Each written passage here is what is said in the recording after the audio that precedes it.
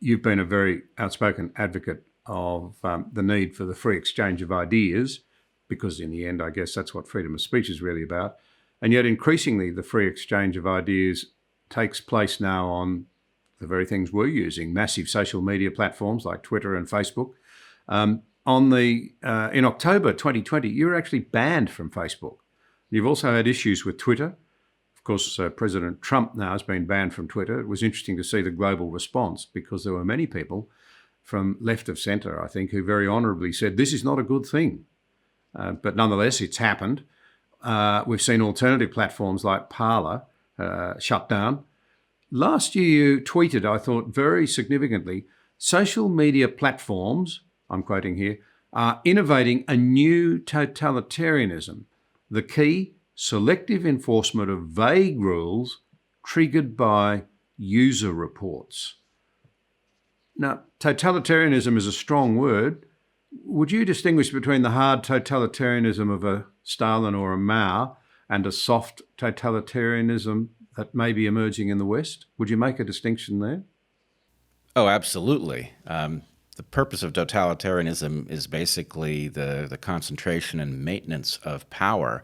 And we live in a very different world. So the tools that might have been necessary to totalitarianism 50 or more years ago are no longer optimal from the point of view of maintaining control. So what I would suggest is that we are entering an era of what I would call surgical totalitarianism, where the least force necessary will be applied to prevent change or to shift the population's belief structure in a given direction. And that necessary amount of force may be relatively small, but even if it is small, it is no less frightening because of its net effect. When we have to change, and I would argue that we do have to change, the ability to frustrate that change by punishing a tiny number of people or eliminating their ability to reach an audience, that may be sufficient to do it. And it frankly exposes us to incredible danger that processes that we need to end will continue until it's too late. So it seems to me that it's legitimate to be concerned that that the media and online platforms both, we see it certainly in my country, and as an outsider looking at America, these things seem to be at force. They're coming perilously close to seeing their role, their job, if you like, in terms of determining what we may and may not think and say, even to the extent of seeking to manipulate democratic outcomes. There seems to be a bit of a scorn there for the view of, well, perhaps I could put it this way, that 67% in the middle who don't share what some might call elite views. In America, they might say East and West Coast views. In our country here, they might say the people with the megaphones. Yes, I think it actually comes down to the use and abuse of the term the right side of history. Now, I find the right side of history is a very useful concept. We can look back at episodes from history and recognize that people in them may have been divided over which side they were on, but that we, with the benefit of hindsight, understand one set to have been simply in the wrong. Now, the problem with that is that looking at the present, it is not always simple to determine which the right side of history is, and the temptation to grab the mantle of the right side is ever present.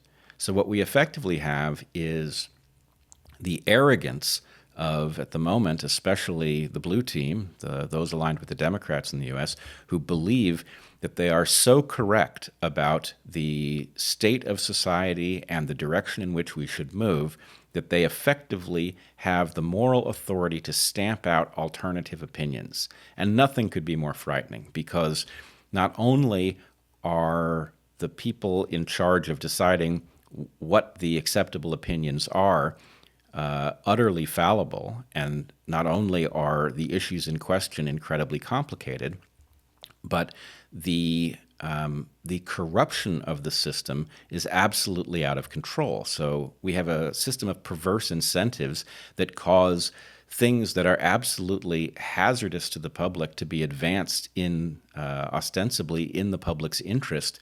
And we simply have to have a place where we can discuss what is occurring, what is correct. We have to be able to advance heterodox ideas and defend them rather than have them ruled out from the get-go. And if we don't have that, then we will most certainly suffer repeated instances of self-inflicted wounds and avoidable catastrophes that we will fail to avoid. This to pick up this idea, Brett, that you've touched on there of this arrogance of believing that you're absolutely right, again, common to all Western countries, but as a great admirer of America who still looks to America to lead the free world and to defend liberal democratic values, we see this massive polarisation and an incoming president who makes a very fine speech about the need to repair the polarisation, bring people back together. But what worries me is that, in fact, by rapidly repealing everything that Trump did, by, if you like, not going out and seeking, unless I'm missing something, to actually hear what people in those red states are saying. Why did so many Americans, they can't all be terrible people.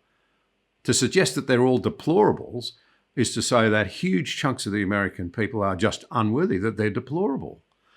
And to not seek to understand why they have a different perspective, to hear what they've got to say, to at least extend to them the respect, surely, that is due them as American citizens, risks, does it not, just locking in that very dangerous smugness that alienates so many people that you end up the very thing you say you're against. A whole section of the community that is just so anti the establishment, feels so locked out that they will not come back inside the tent. Yes, I think this is absolutely inevitable, and that in effect what we are watching is a president who has embraced the idea of unity but is wielding it as a weapon. And I very much hope I'm wrong about that. I believe unity is going to be key to America finding its way again. But at the moment, the danger is that excesses will be tolerated so long as they are wrapped in the banner of unity. Now, as far as the divisions we have, and some 70 million voters who are viewed as insubordinate and un-American by the new ruling establishment, this is a preposterous notion. I can tell you, as somebody who comes from the far left, that after the incident at Evergreen, I was widely embraced by people on the center right. So I know a lot of folks who do not view this blue wave as a great relief. And the things that are typically said about them are simply not true. These are not racists looking to preserve white advantage or something like this. They're not even especially traditional. They just simply do not accept some of the proclamations that are coming from the blue team that I think are, frankly, transparently questionable. Again, it raises in my mind the idea that it's more about power than, if I can use an old-fashioned word, building a civilized society in which people can flourish. It is, and in fact, go ahead. No, well, I'd be interested in your views on that. The objective ought to be, I think, wherever you come from politically, if you're a civilized human being, that's a word people don't like much anymore, but I'm going to use it anyway. Surely the argument should be around how do we create a society in which the greatest number of people possible can flourish, reach their potential, enjoy their lives, pursue, in the American word, happiness. It just seems now that so much of it is about a struggle for raw, ugly, demeaning power, the very thing that democracy was designed to rein in. Yes, I would agree with that diagnosis exactly, that it ought to be our obligation to deliver as many people a liberated, pleasant, freeing life in which they can do meaningful things. And the struggle for power, which is inherently a limited resource, has caused reality to be bent by both sides, frankly. And One thing I've said that so far has not been widely accepted in the West, but I nonetheless believe is central, is that corruption is at the root of our problem. Donald Trump was a symptom of corruption, as is the widespread unrest that led to the BLM riots this summer.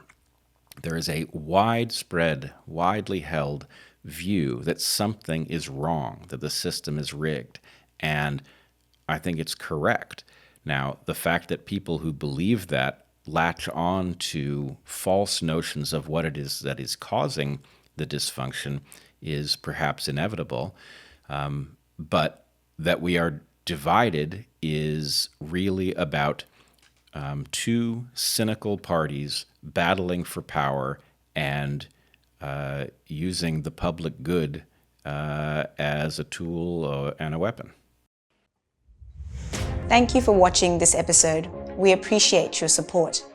If you value vital conversations like this one, be sure to subscribe to the channel there and also click the notification bell to stay up to date with new releases.